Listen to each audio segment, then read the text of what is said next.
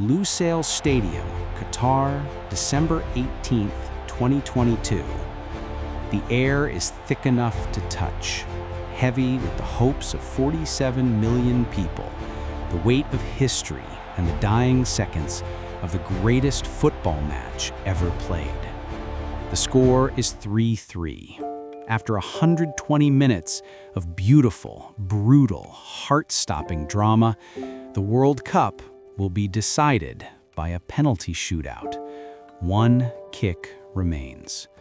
Argentina's Gonzalo Montiel places the ball on the spot.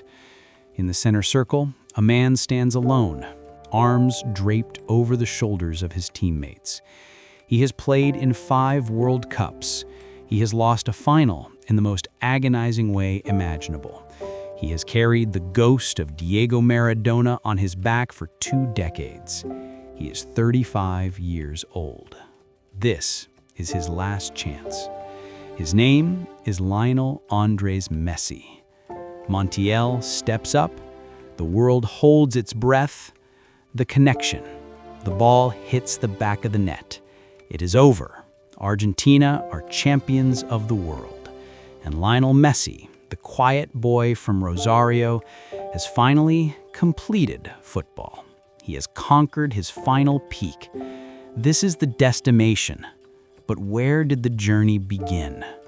How did a child so small he was told he could never make it, a boy so quiet his teammates called him the mute one, grow to become the undisputed king of the world's game?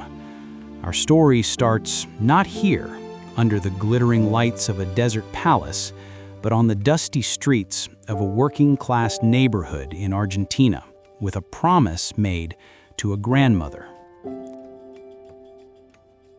Before we continue, make sure to like and subscribe for more intriguing stories. Lionel Andrés Messi was born on June 24, 1987, in Rosario, Argentina. His world was modest, grounded in the realities of a working-class family.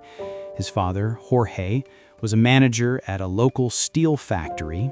His mother, Celia Puccettini, worked in a magnet manufacturing workshop. He was the third of 4 children, with 2 older brothers, Rodrigo and Matias, and a younger sister, Maria Sol. From the moment he could walk, a football seemed permanently attached to his left foot. But the person who saw the future in those dancing feet was his maternal grandmother, Celia Oliveira Puccettini. When Leo was just 4 years old, she was the one who took him to his first club, the humble neighborhood side Abanderado Grandoli, coached by his own father. The story has become legend. The team was a player short for a game against bigger, older boys. The coach, Salvatore Aparicio, needed a substitute. Celia pointed to her tiny grandson. Aparicio was hesitant. "He's too small," he argued. "He can't play." But Celia was relentless. "Put him on," she insisted, her voice cutting through the sideline chatter. "Put him on. He'll save the game." After a brief argument, the coach relented. What happened next was the first spark of the explosion to come. The small boy got the ball. He dribbled past one, then another, then another. As Messi himself recalled from his grandmother's telling, he scored 2 goals that day. Aparicio was stunned. He turned to Celia and said, "They couldn't touch him. He's like a flea you can't get rid of."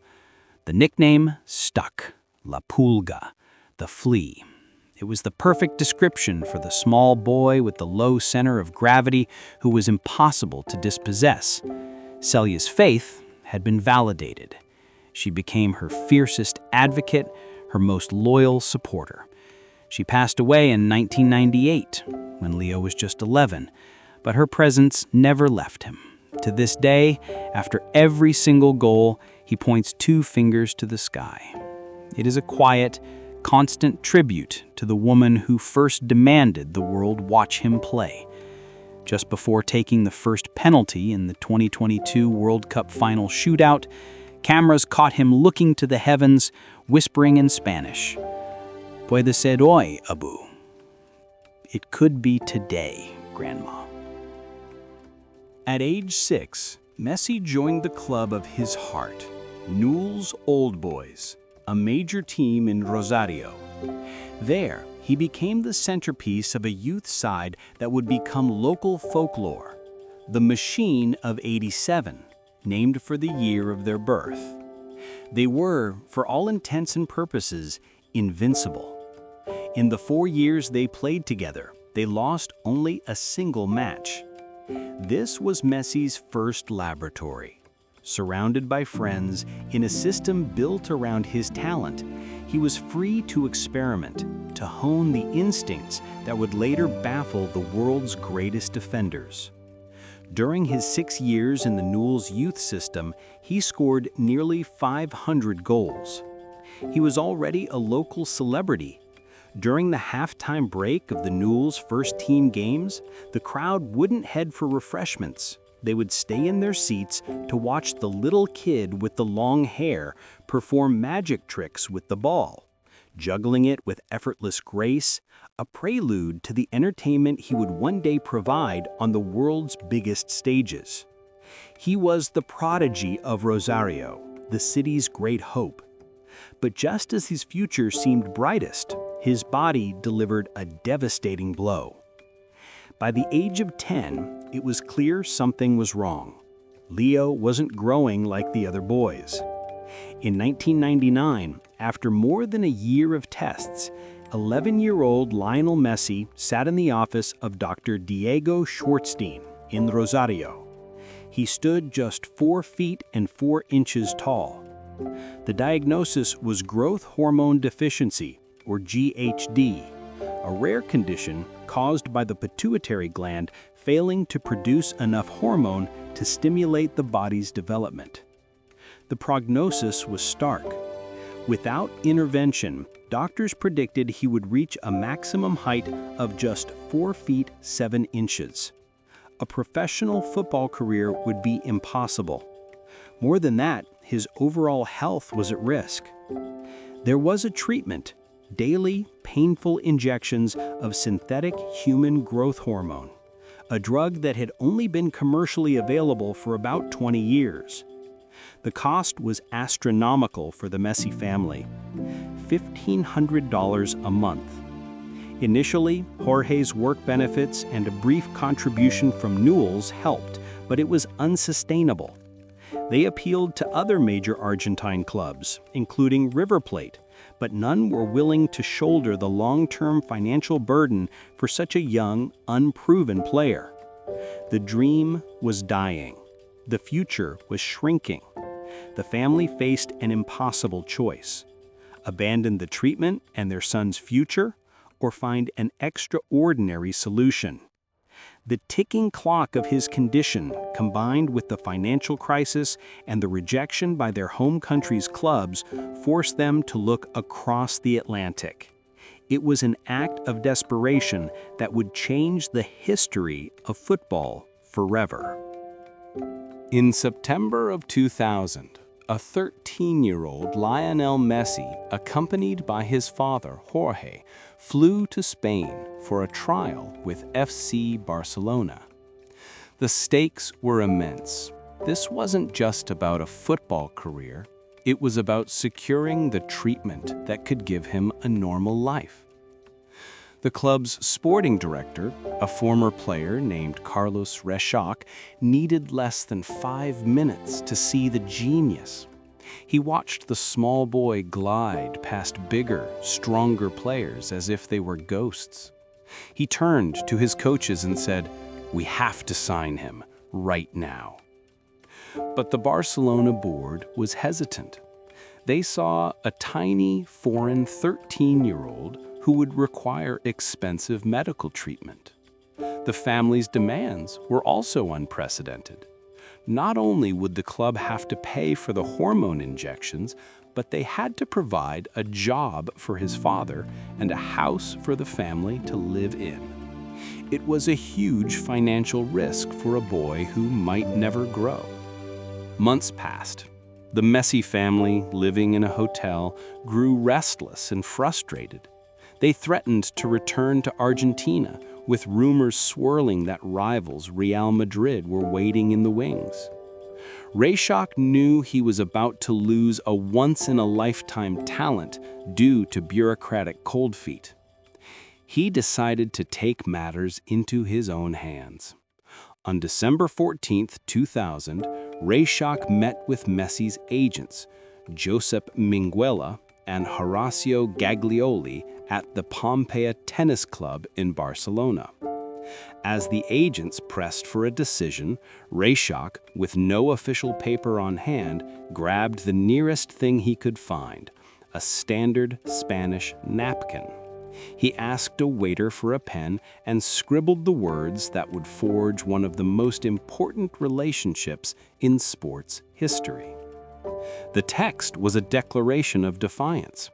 In Barcelona, on 14 December 2000, Carlos Rayshok, FC Barcelona's sporting director, hereby agrees, under his responsibility and regardless of any dissenting opinions, to sign the player Lionel Messi, provided that we keep to the amounts agreed upon.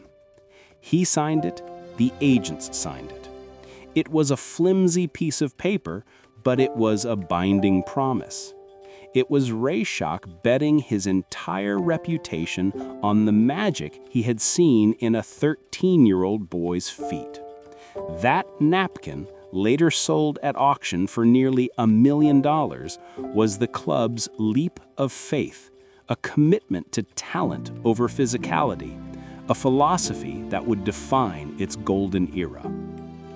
With the contract secured and his treatment funded by the club, Messi joined La Masia, Barcelona's famed youth academy. But the dream was far from realized. The initial period was brutal. He was intensely homesick, a quiet boy in a foreign land, struggling with a new language and culture.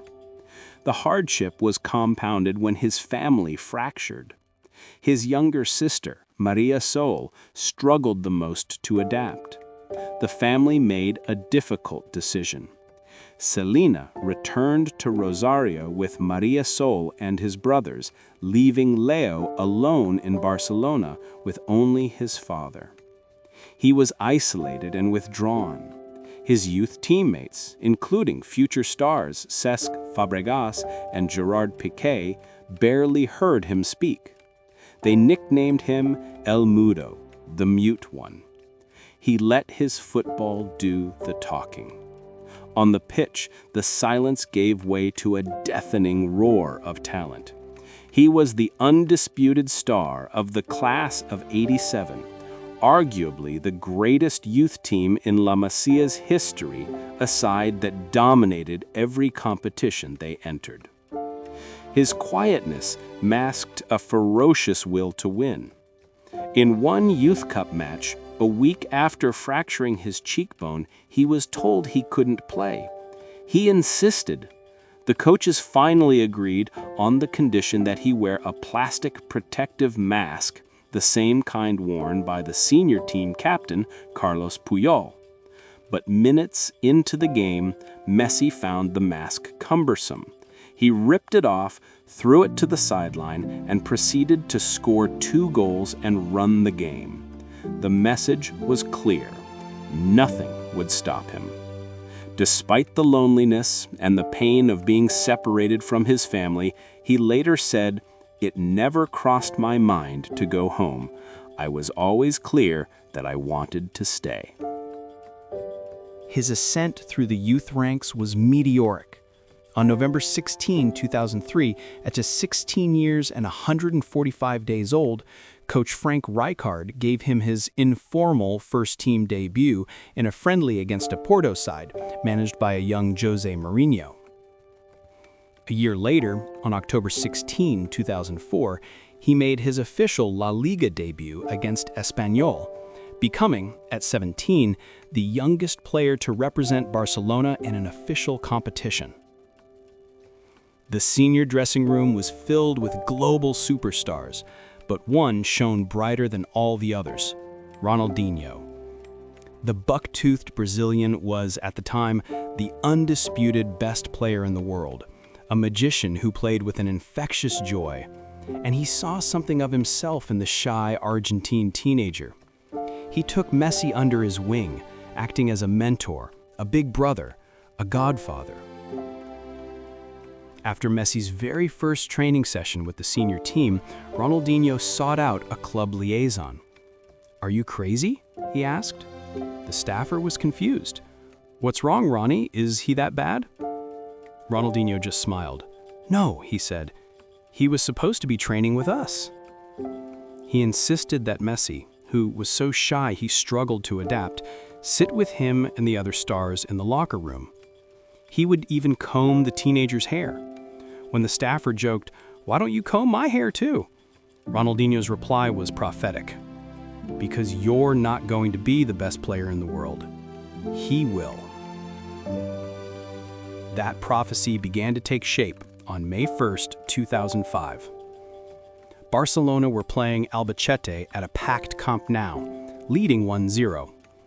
In the 87th minute, Rijkaard sent on the 17-year-old Messi wearing the number 30 shirt to replace Samuel Eto'o. Just 2 minutes later, Ronaldinho lofted a perfect pass to Messi, who chipped the goalkeeper brilliantly. The stadium erupted, but the goal was incorrectly disallowed for offside. It was a cruel moment for a young player seeking his first goal. But Ronaldinho was determined to give the kid his moment. In the 91st minute, with the game almost over, he received the ball at the edge of the penalty area. The world expected him to shoot. Instead, he saw Messi making the same run. With a flick of his right foot, he scooped an almost identical delicate pass over the defense. Messi let the ball bounce once. Time seemed to slow down. With the goalkeeper rushing out, he didn't panic. He simply lofted the ball with his left foot, a mirror image of the disallowed goal. This time, it counted. The Camp Nou exploded. Messi, beaming, ran not to the corner flag, but straight to his mentor. He leapt onto Ronaldinho's back, and the image became iconic. The reigning king of football, smiling broadly, carrying the heir to his throne on his shoulders. It was more than a goal. It was a coronation. In 2008, Barcelona appointed a former player and B-team coach with no top-flight managerial experience, Pep Guardiola. It was a move that would revolutionize modern football. At the heart of his revolution was a tactical masterstroke centered around Messi. Guardiola moved Messi from the right wing, his traditional position, into the center of the attack. But he wouldn't play as a conventional striker, a number 9. He would be a false 9. The concept was simple yet devastating. Messi would start in the striker's position, but would drop deep into the midfield to receive the ball. This created a dilemma for the opposition's central defenders: follow him and leave a massive gap behind them, or stay put and allow the world's best player to run at them with the ball from deep. As Messi himself later explained, the idea was born in conversation with Guardiola and his assistant, Tito Vilanova. "I found out about the false 9 the day before the match," Messi recalled. "Pep told me, I want to play with a false 9 so the central defenders won't have a reference point. I want you to come back into midfield, link up with Bussi, Xavi, and Andrés. If their central defenders come out, we have Samuel and Titi Henry who will run into space." The world first witnessed the devastating effect of this tactic on May 2nd, 2009. The stage was a title-deciding El Clásico against Real Madrid at their fortress, the Santiago Bernabéu. From the first whistle, Madrid's defense was in disarray. Their center-backs, Christoph Metzelder and Cannavaro, were completely bewildered. When Messi dropped deep, they didn't know whether to go with him or stay put. When they followed him, the lightning-fast Henry and Eto'o exploited the cavernous space they left behind. When they stayed, Messi, Xavi, and Iniesta created a 3-versus-2 overload in the center of the pitch, passing the ball around them with impunity. The result was a historic humiliation. Barcelona dismantled Madrid, winning 6-2.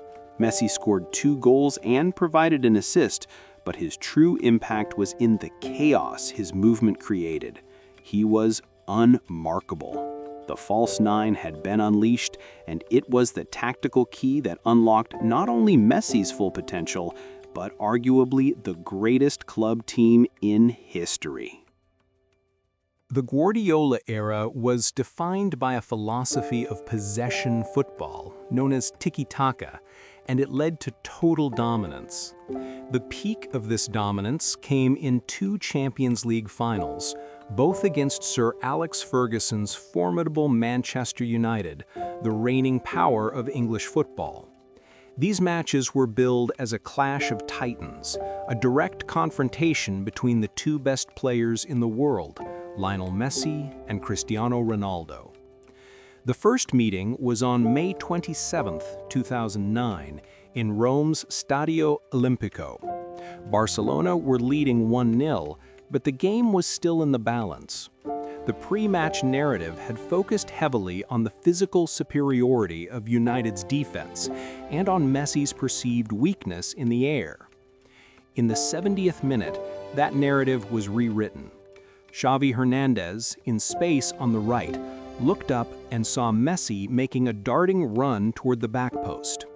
He floated a perfect looping cross that seemed to hang in the Roman night sky, sailing over the head of the 6'2" Rio Ferdinand.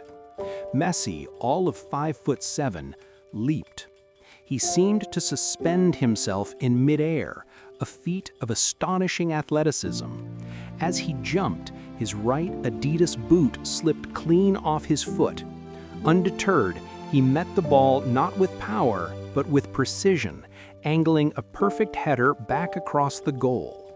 The ball arced over the outstretched arms of the giant Edwin van der Sar and nestled into the far corner of the net.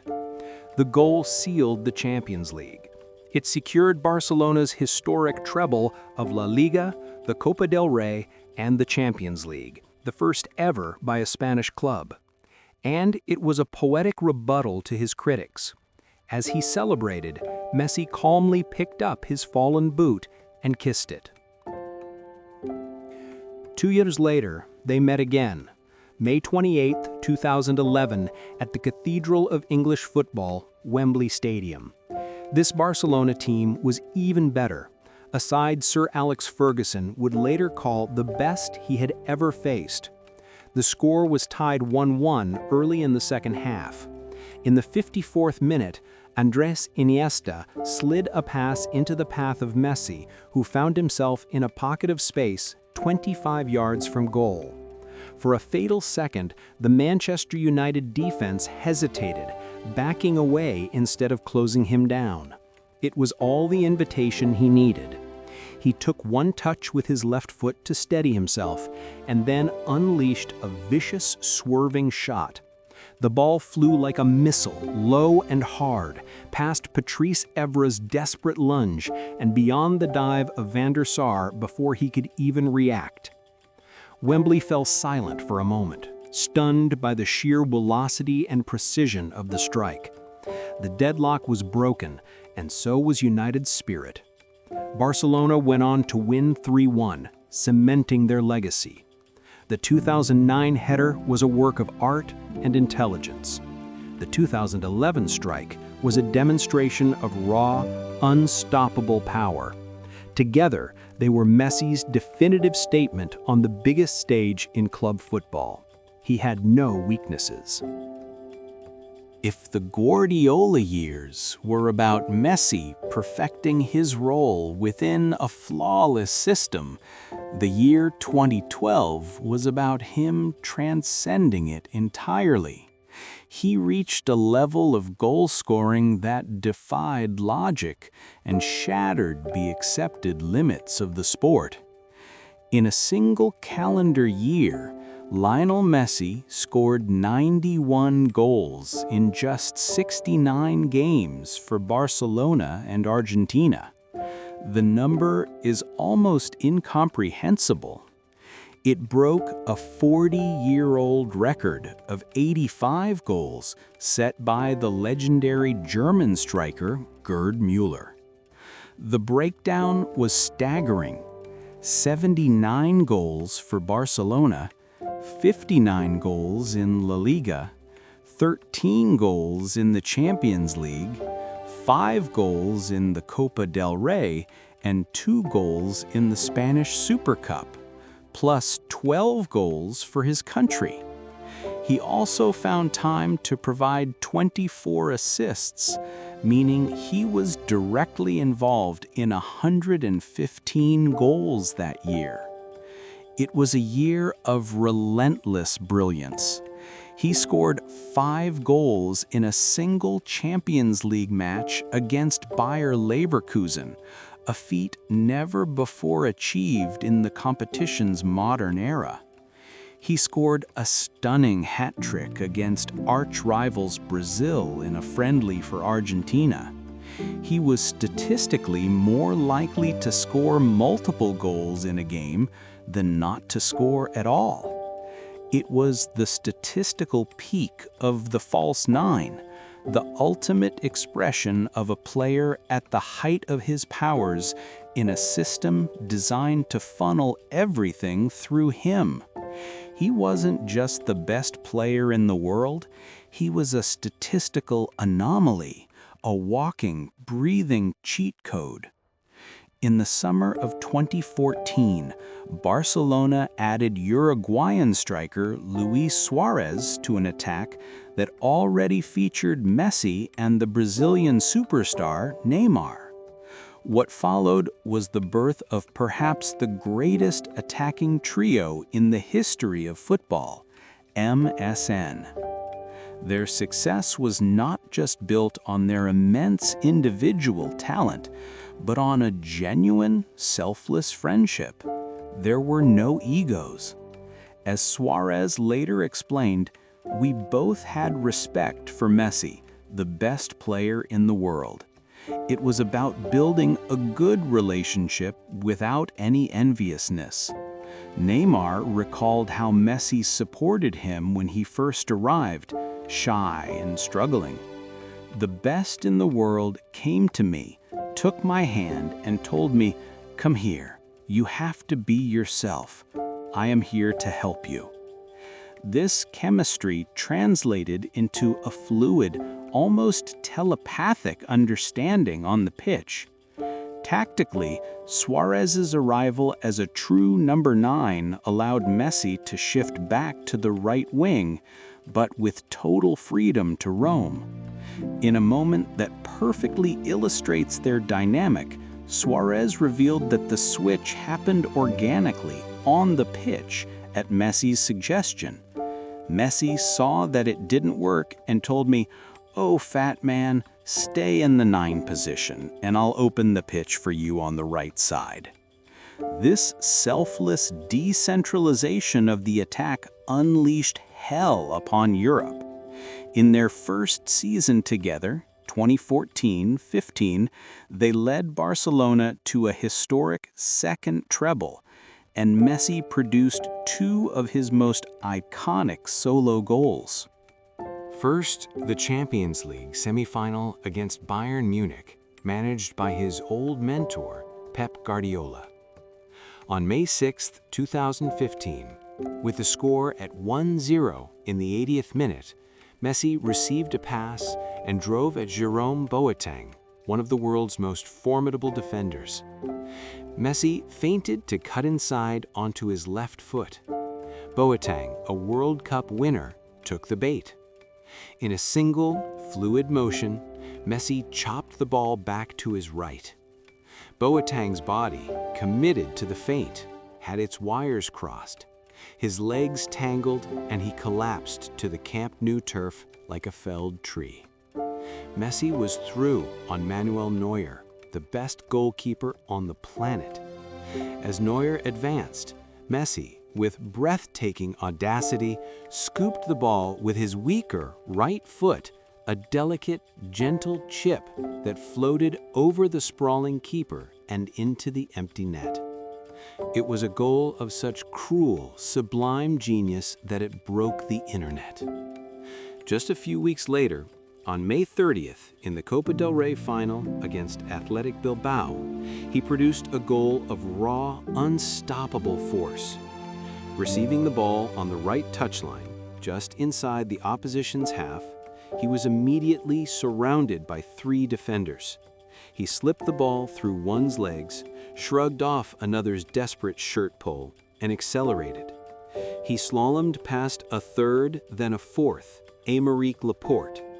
Cutting into the penalty area from an impossibly tight angle, he lashed the ball with ferocious power past the goalkeeper at his near post. His own manager, Luis Enrique, could only say, "I'm looking forward to being able to enjoy it on the television." The MSN era was full of magic, but its most dramatic moment came on March 8, 2017. It has a name that echoes in football history: La Remontada, the comeback. Barcelona faced Paris Saint-Germain in the Champions League round of 16. They had been humiliated 4-0 in the first leg in Paris. No team in the competition's history had ever overturned such a deficit. The task seemed impossible. Yet Barcelona chipped away.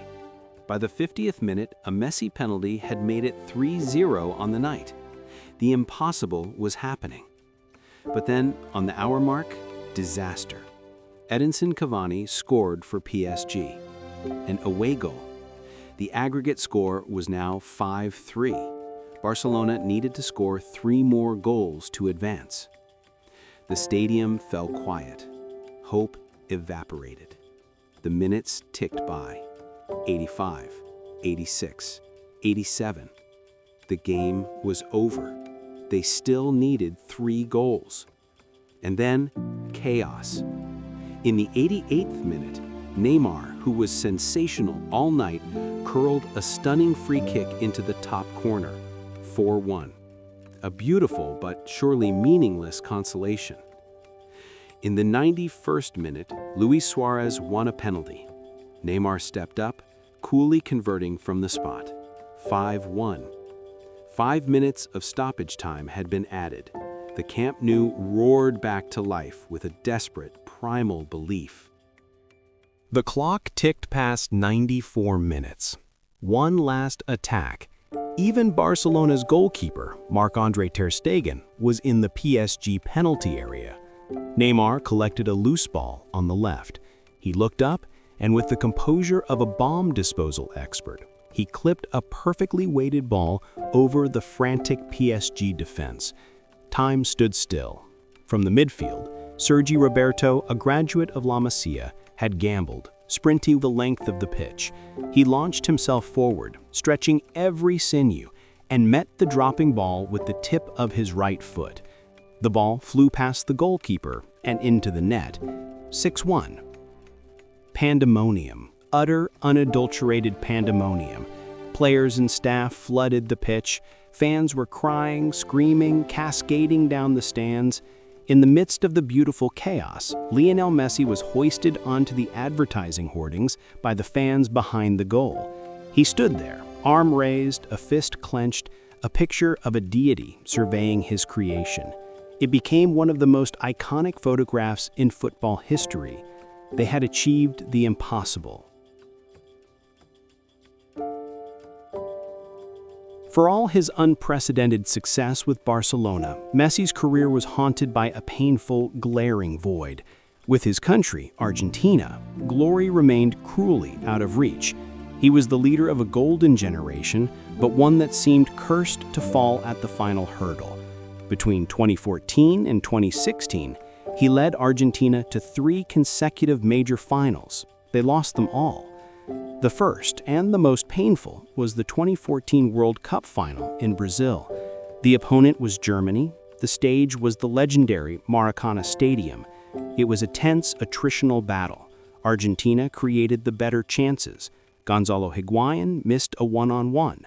Messi himself, early in the second half, dragged a shot agonizingly wide of the far post. The game drifted into extra time, scoreless. Then, in the 113th minute, Mario Götze chested down a cross and volleyed it into the net. Germany were world champions. The image of Messi, awarded the Golden Ball for the tournament's best player, walking grim-faced past the gleaming World Cup trophy, is one of the most heartbreaking in the sport's history. He said afterwards, "Right now, nothing can console me, not the award or anything else. There's a lot of anger." Years later, forced to rewatch his missed chance, his face was a mask of pain. He whispered, "It's a pity. We'll regret the chances we had for the rest of our lives." The very next year, in the 2015 Copa America final, it was heartbreak again, a 0-0 draw against hosts Chile, followed by a loss in the penalty shootout.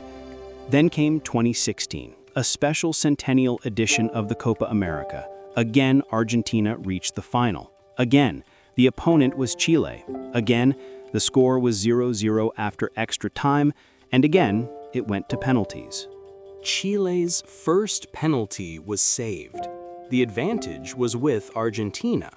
Their captain, their talisman, Lionel Messi, stepped up to take their first kick.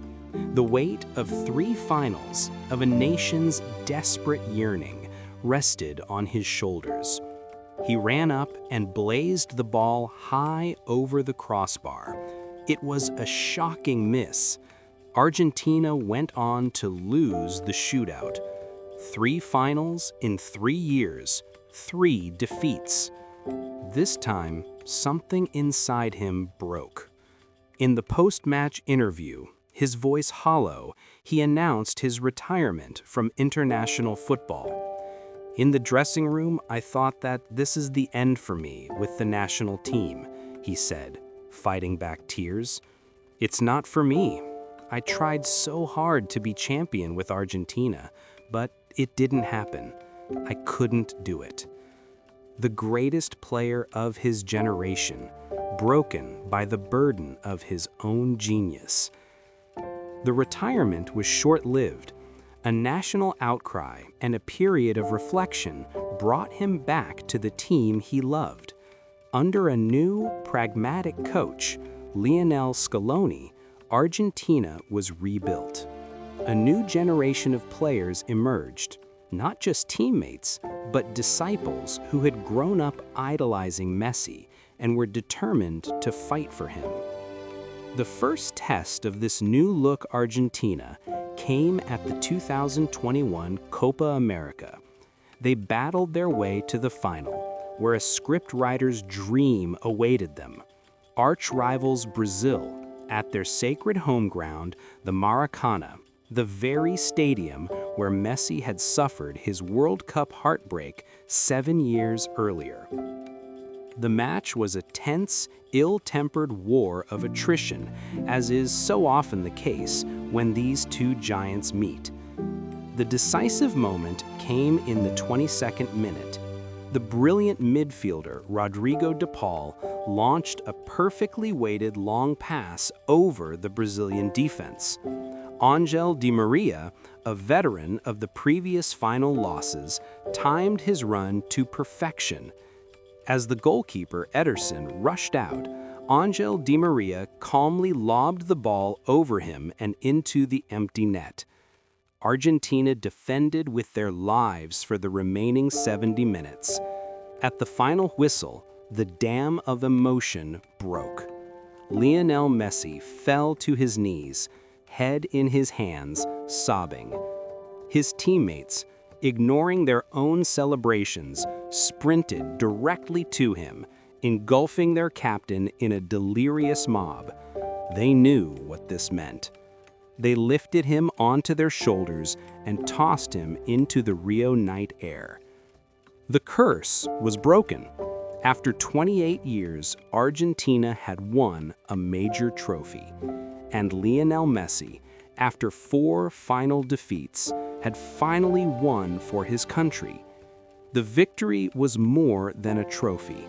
It was a liberation, It freed Messi from the ghosts of the past and forged an unbreakable bond of belief within the squad. They were no longer a team hoping to win for Messi. They were a team that knew they could win with him. Messi arrived at the 2022 World Cup in Qatar a changed man. At 35, he was no longer just the captain by name. He was the team's undisputed spiritual leader. The quiet, reserved boy was gone, replaced by a hardened, vocal warrior. A leader described by many as Maradona-esque in his fire and passion. This new leadership was forged in the crucible of his past failures. When Argentina suffered a shocking 2-1 defeat to Saudi Arabia in their opening match, panic swept the nation. But Messi was the picture of calm. He was the only player who faced the entire media contingent, absorbing the pressure and delivering a clear message. "Keep the faith," he said. "We won't let you down." Behind closed doors, he had become the team's emotional core. Footage later emerged of his rousing speech before the 2021 Copa America final, a side of him the public had never seen. "God brought this tournament here," he told his teammates, his voice thick with emotion, "so we win here in the Maracanã for all of us." This was the leader his teammates now followed without question. He held individual talks with each player before games, and after every victory, he made sure to hug every single member of the coaching staff. He was the complete captain. And so to December 18th, 2022, Lusail Stadium, the World Cup final against the defending champions, France, and their own young superstar, Kylian Mbappé. For 80 minutes, it was a procession. Argentina were flawless, France were non-existent. In the 23rd minute, Messi opened the scoring from the penalty spot with unnerving calm. In the 36th minute, he was the catalyst for one of the great World Cup final goals, a sweeping counterattack of one-touch passes culminating in Di Maria finishing at the back post. It was 2-0, and Argentina were cruising to glory. Then, in the 80th minute, a penalty for France. Mbappé scored 2-1. 97 seconds later, a stunning volley from Mbappé, 2-2. The shift in momentum was whiplash-inducing. The ghosts of finals past had returned with a vengeance. The game went to extra time.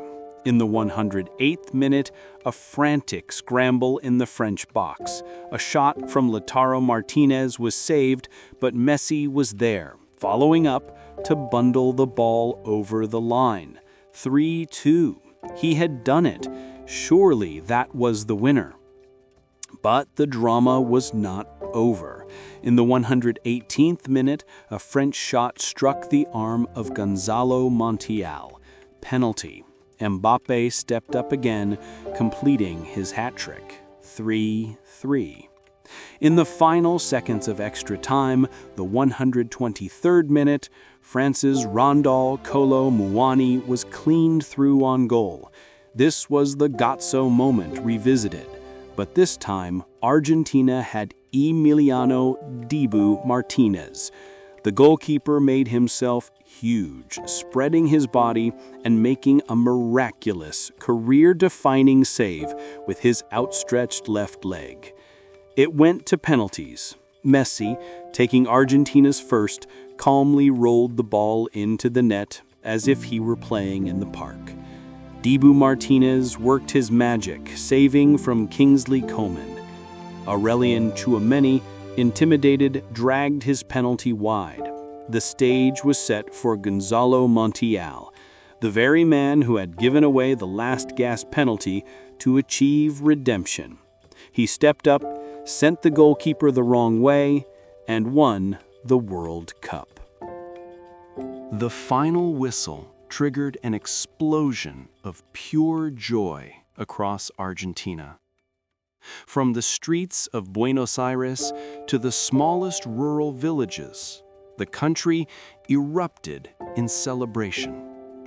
For a nation battered by economic crisis and political division, it was a moment of absolute unity and catharsis. Millions of people flooded the capital, converging on the iconic Obelisco landmark, chanting Messi's name and singing their new anthem, Muchachos, on a loop.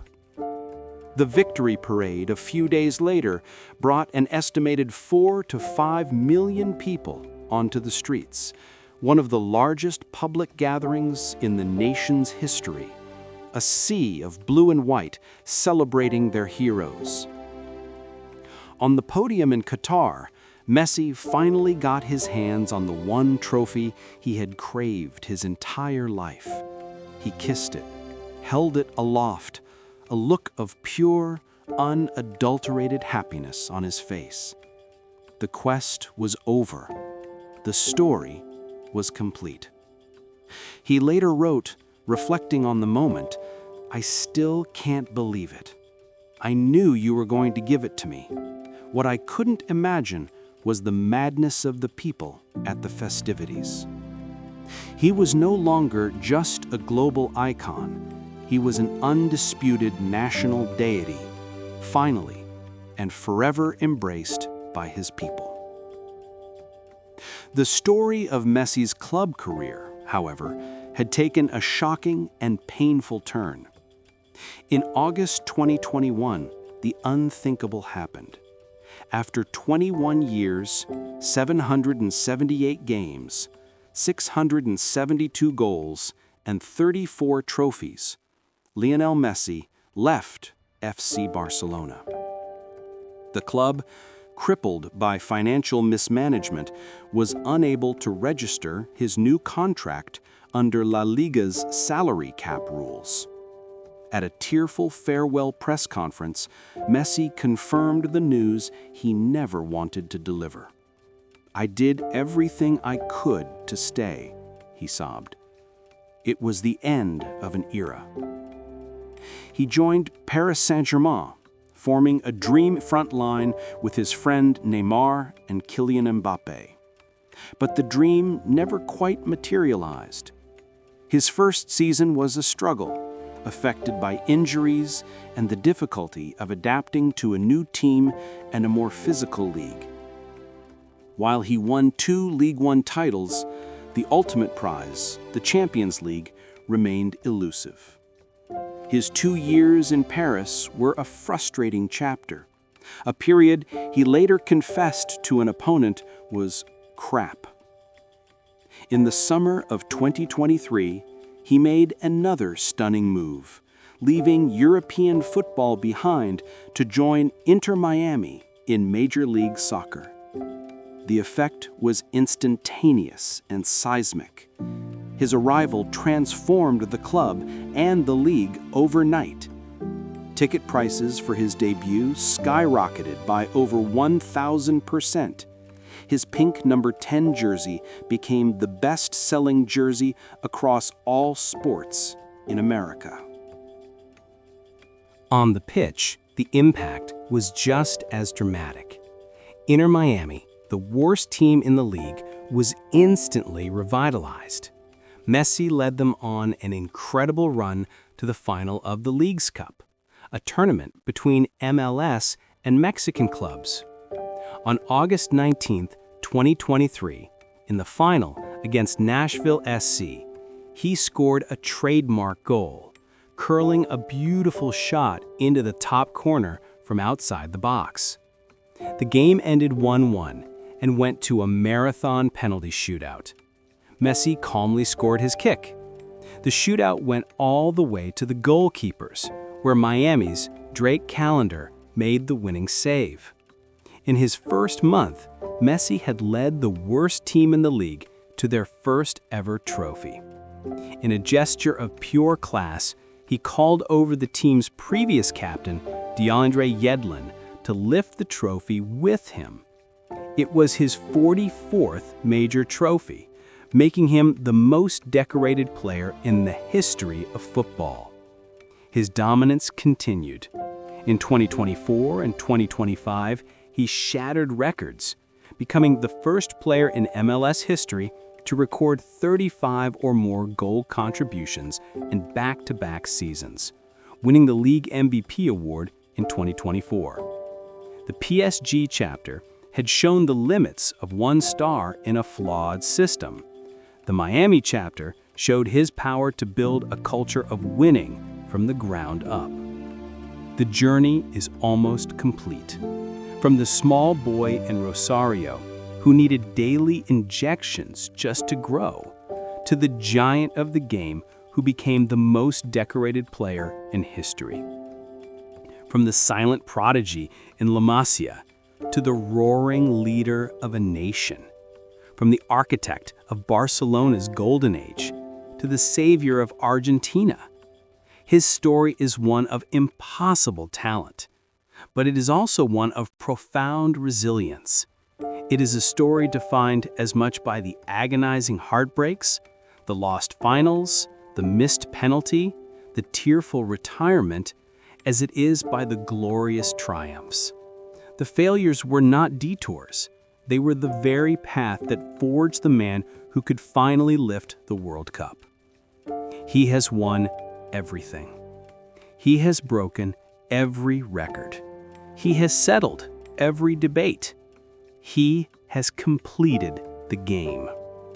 What is left is simply the joy of watching him play, the final, beautiful chapters of a story that will be told as long as a ball is kicked. A story of the flea who became a god.